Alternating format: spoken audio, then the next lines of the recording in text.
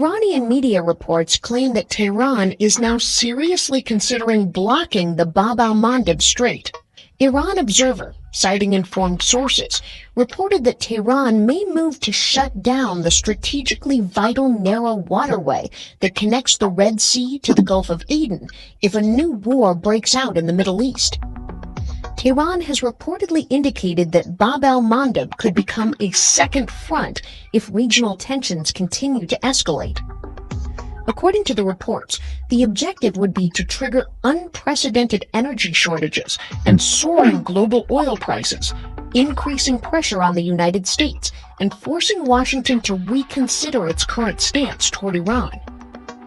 Experts have already warned that any disruption in the Bab al-Mandeb Strait could send shockwaves through global supply chains, energy markets, and international shipping. Bab el-Mandeb is one of the world's most critical maritime choke points, a narrow passage linking the Red Sea to the Suez Canal and carrying a significant share of global trade. It lies between Yemen on one side and Djibouti and Eritrea on the other. The strait is approximately 32 kilometers wide. Nearly a quarter of global container traffic passes through the strait en route to and from the Suez Canal. Around 12% of global trade typically transits the canal, including oil, natural gas, grain, and consumer goods. In 2024 alone, roughly 4.1 billion barrels of crude oil and refined petroleum products passed through the Bab el-Mandeb Strait, accounting for about 5% of the global total. If that route is cut off, the impact would not remain regional. It would be global. This comes as Iran has already largely blocked the Strait of Hormuz, which carries roughly a quarter of the world's seaborne oil and gas supply. Since the start of the U.S.-Israeli bombing campaign on February 28th, thousands of ships have reportedly remained stranded, sending shockwaves across the global economy. If both the Strait of Hormuz and Bab el-Mandeb were disrupted at the same time, analysts warn that the global economy could face a nightmare scenario: surging fuel prices, supply shortages, and severe economic instability.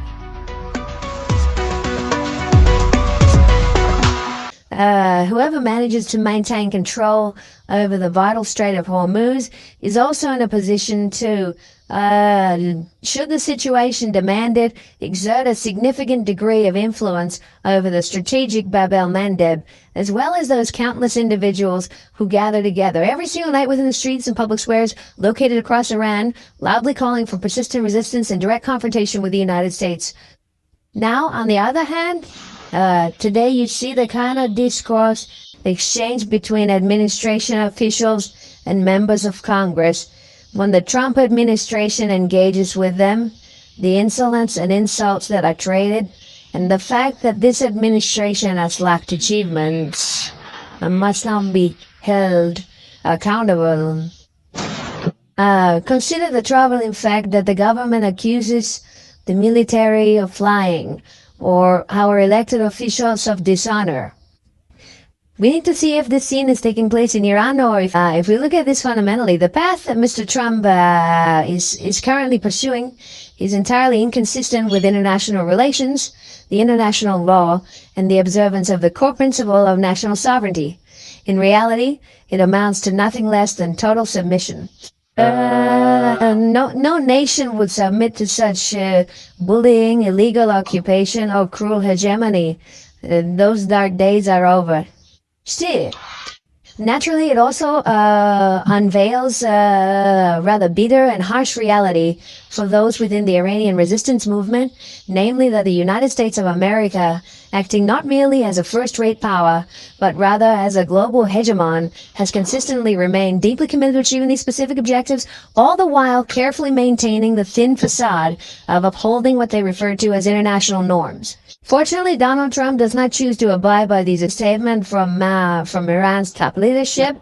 Ayatollah Mustafa Khamenei explicitly declared, first and foremost, we do not accept any unilateral ceasefire at this time. Point 2. We find ourselves currently in a state of active ongoing war. Point 3. While we continue to pursue this war, we will certainly also put forward our specific demands, which can be addressed through the process of formal open negotiations.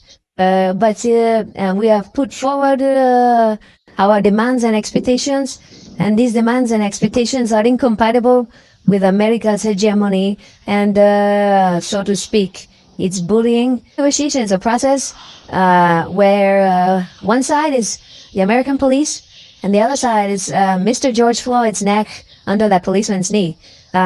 We do not accept such a deal at all. We are a powerful country, and we stand firmly by our national security interests. We have stood firm.